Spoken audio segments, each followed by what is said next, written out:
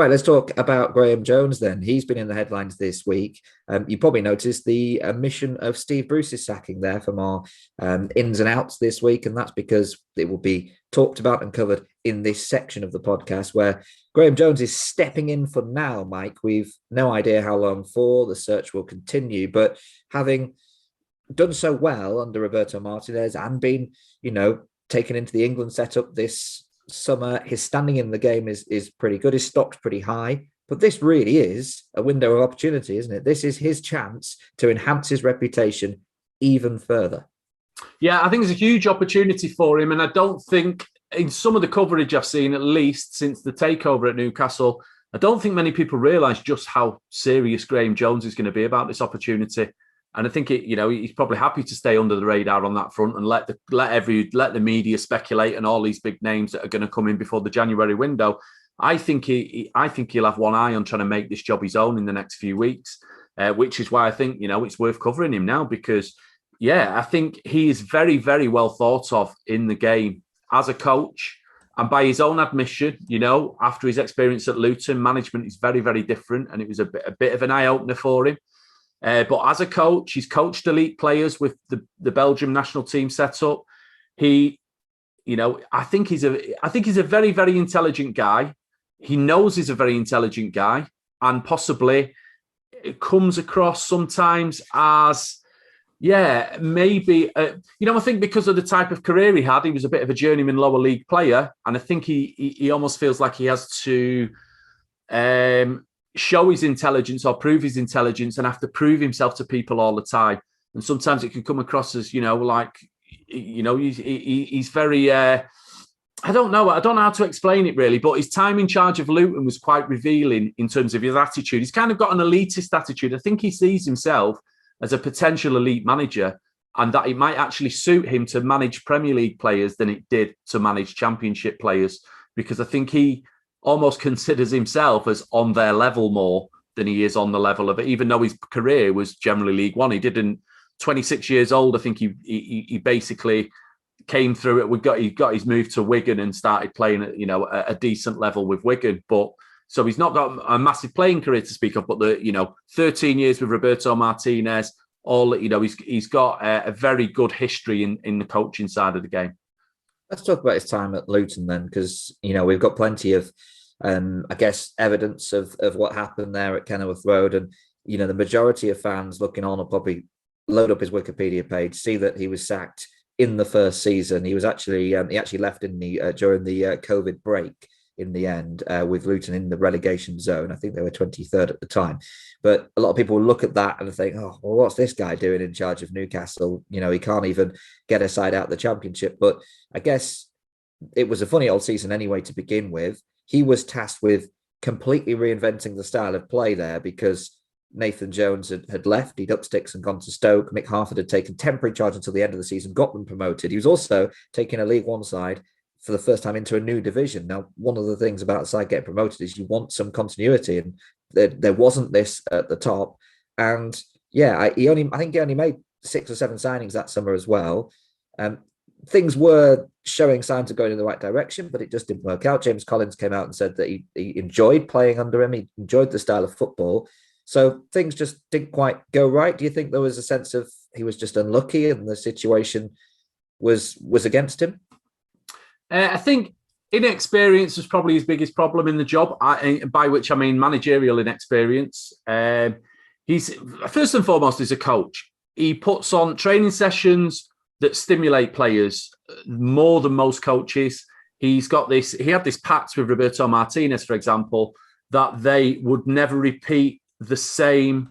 I think it was they'd never repeat the same training drill for 6 months or something like that. They basically repetition. They didn't want. It wasn't about repetition. It was about trying to stimulate players with every day in training was a new experience. You learned something new. You may be built on the same principles, but completely different training sessions from one day to the next. And so he has got this capacity to really stimulate players and make the day-to-day really enjoyable in terms of what players are learning, in terms of the drills that they're doing.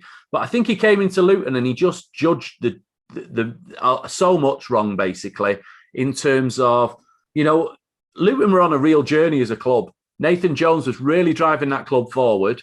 There was a real feel-good factor as if something special was happening.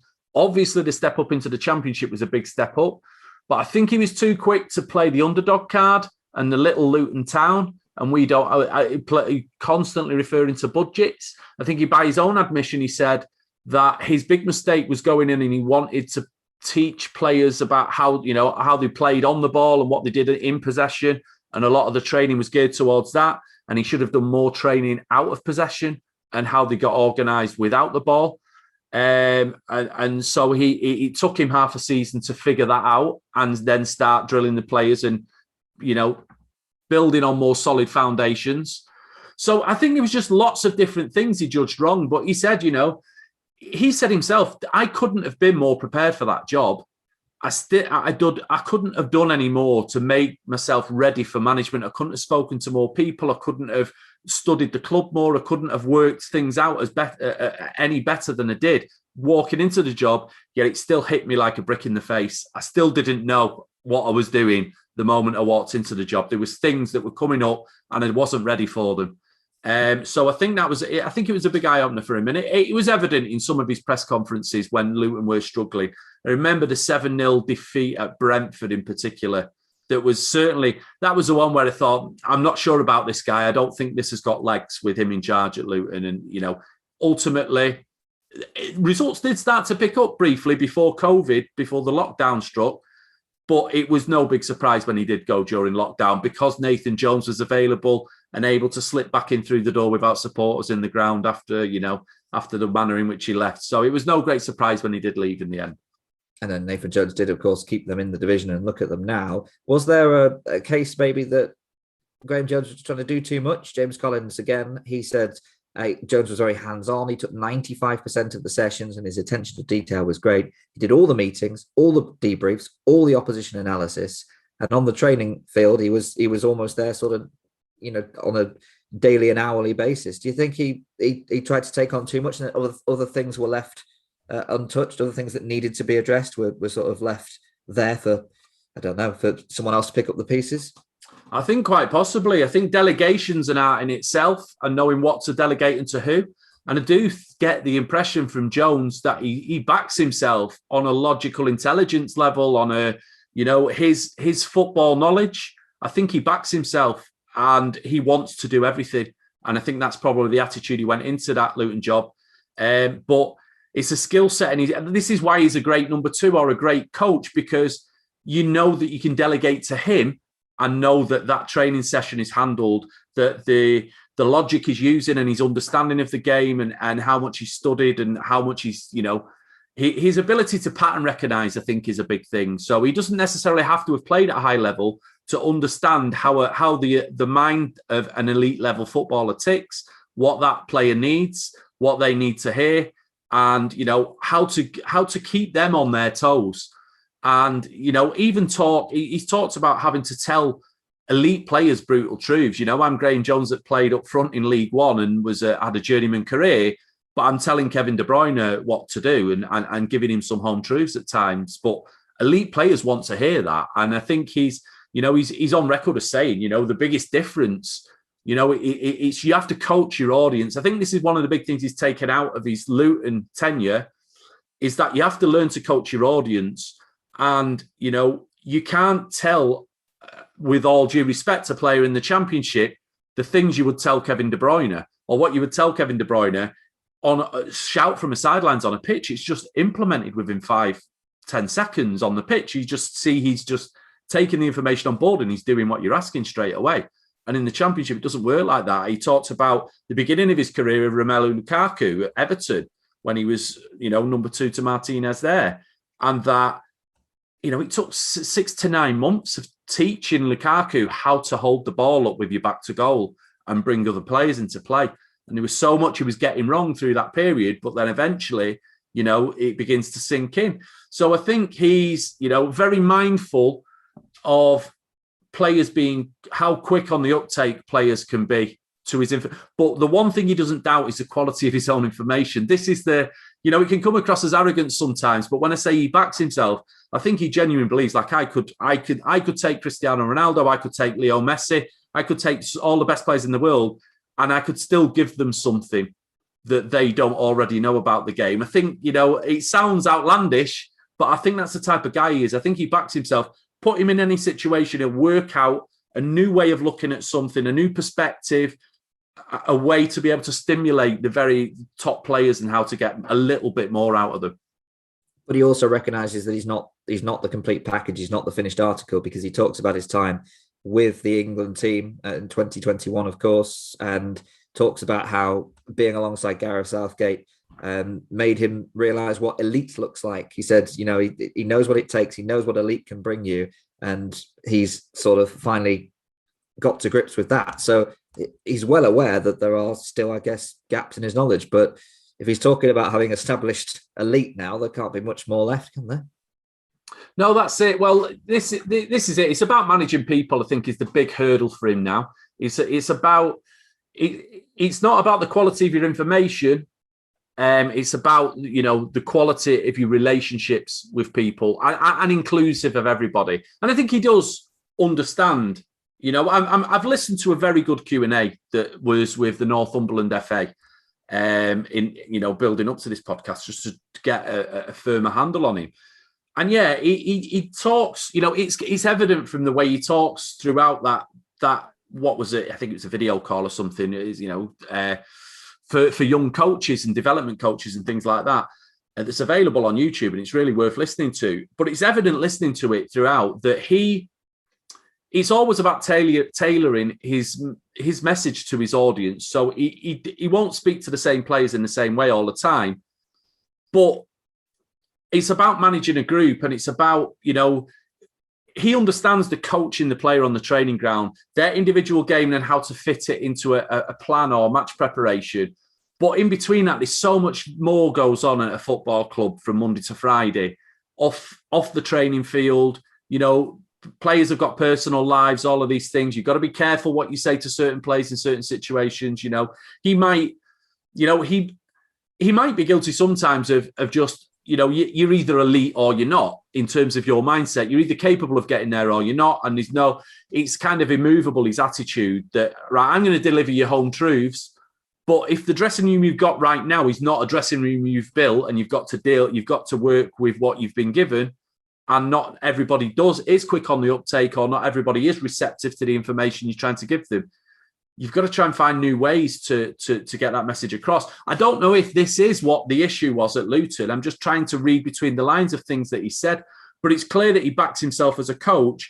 And even by his own admission, his big step forwards now have got to be in management. But he's reached a point in his life where he's reached a World Cup semi-final as a right-hand man to Roberto Martinez. It doesn't get, there's only one step you can go from that, and that's the World Cup final. My kids were 20 and 22 years old. Now it's time for me to take on management. I can't sit in the back, again, about backing himself. He wants to be a number one. It was not comfortable circumstances, him taking that job at Newcastle, because I think it was pretty evident that it wasn't Steve Bruce's choice for him to come in on that backroom staff.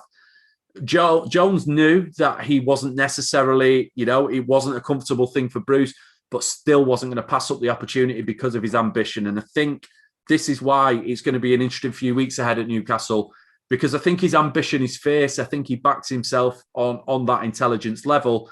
It's just, how much has he learned from Luton, and how much is it going to stand him in good stead for what is a big leap up again? Interesting that you say that, because, well, first and foremost, anyone who watched his introductory video when he became appointed by Newcastle would surmise that he was talking like a head coach in that video.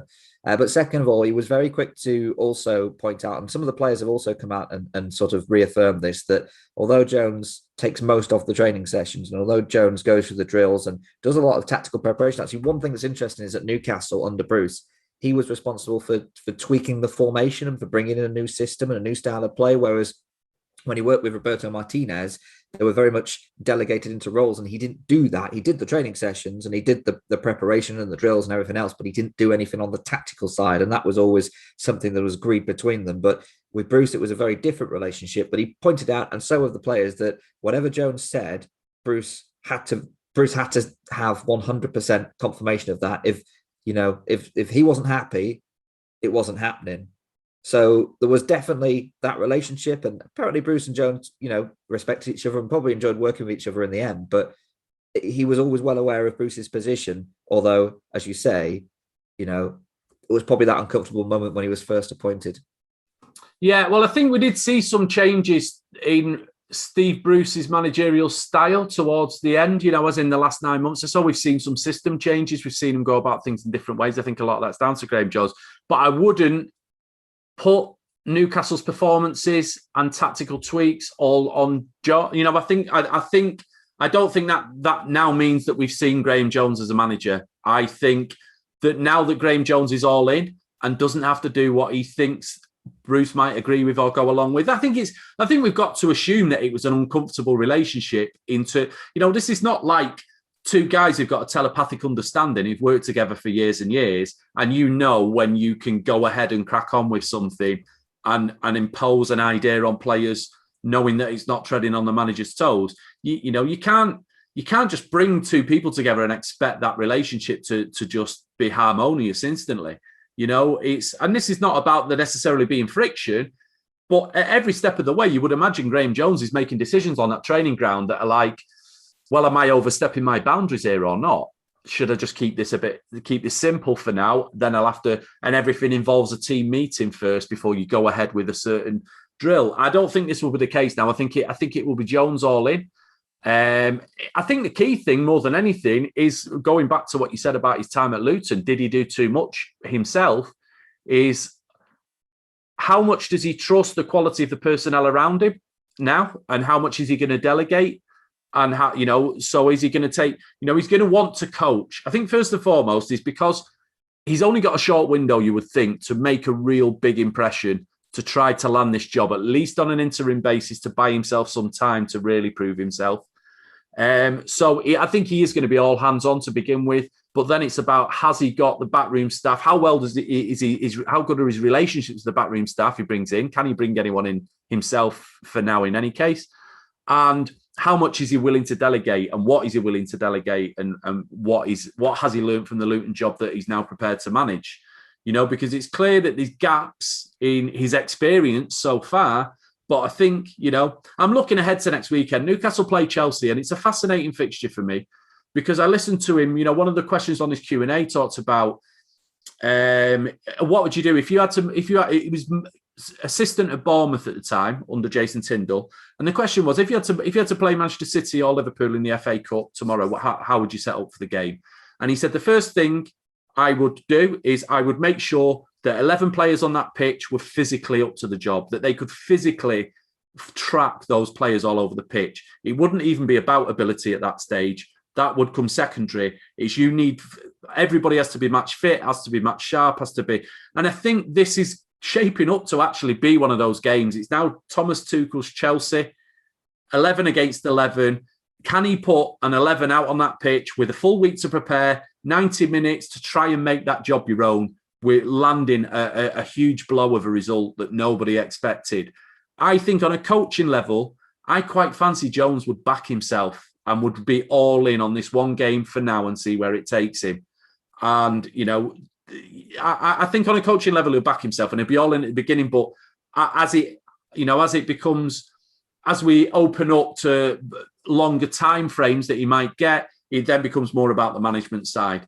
But yeah, it's going to be fascinating to see. I don't think what we've seen of Newcastle so far under Bruce with Jones in the background is necessarily the Newcastle we're going to get going forward. I think he's going to be all out to stimulate them players like they've probably never been stimulated before in the tactical sense. We talked about his reputation within the game, and he is seemingly well liked and respected by the majority of coaches. There is an interesting article on The Athletic, actually, in which they question whether Jones is the real deal or whether he maybe is a bit of a myth, and they collect together some of the dissenting voices actually that down the years. And to be honest, it is only a small section, admittedly. So in fairness, I think we're probably edging towards a man who is very much appreciated and respected by most players and managers that he works with. But it says that some at Newcastle's training ground have found him a little bit too abrasive. Some are a little bit scared of him. One former employee describes him as a bit of a myth. One has said he's very canny in selecting the jobs that he goes for. Someone says he's earned a glowing reputation that isn't in reality warranted. And he's not very well liked at West Brom, where he reportedly fell out with the board as well. They also go on to talk about Rob Lee, the former Newcastle midfielder. He was not impressed with his treatment of his son, Elliot Lee, when at Luton. So, they're all always going to be pros and cons of every coach that we cover on this podcast. There are always going to be players and managers who have fallen out with them. But it seems that it is only a small number here with Jones. Yeah, and I think this is the key to the whole conversation, really, is that it is about managing people. I think is the thing. That seems to be the theme from what you're saying there that keeps cropping up. It's about his treatment of people. There's one example I want to call up here, actually, that's just come to mind now, and it was that 7-0 defeat at Brentford, actually, 5-0 down at half-time. And his response to that, I think it was Brad Potts who played fullback for Luton that day, but I think 5 of the 7 Brentford goals came down the left-hand side. They were 5-0 down at half-time. I don't know, how the goals were distributed, but he basically came out in the post-match press conference. He's since turned around and said, nothing prepares you for that experience. It was clearly the most harrowing experience of his entire time at Luton, was losing 7-0 at Brentford. But he came out afterwards, and I must admit, I thought it was a little bit out of order how much he threw Brad Potts under the bus. He tried to make, I think what he was trying to do, and his emotional state is harmony. He's trying to protect the group identity and the group collective without caring about the needs of individuals. And I think his logic was, if I throw this one player under the bus for this performance, I spare 10 players. So what I'm going to do is I'm going to make this 7-0 defeat all about the 5 goals that come down the one side. I'm going to turn all of the spotlight on one player. It's all his fault. And hopefully in doing so, I will spare the 10 players. I think in his own mind, he'd rationalised it, and the meaning he meant well by what he was doing. It came across as brutal. It came across as like, you can't make it all about this one player, and like you've got to remember, he did ostracise Potts. I think it was Brad Potts for a while, and he didn't come back for a few months later, and eventually forced his way back into the team. But you wonder what damage things like that can do long term to players mentally, and I think it's, there's just these little things, and it might be stress and pressure where this side comes out. So, it's again, it's one of those things, it's first mover advantage, I suppose, that if he gets off to a good start with Newcastle and everything goes swimmingly to begin with, then the compound effects could lead to only positive things. But I think this is the big area that he's got to be very careful of, is the way he manages relationships with people. And that is very much the management game, not the coaching game. So that's clearly the area to focus on.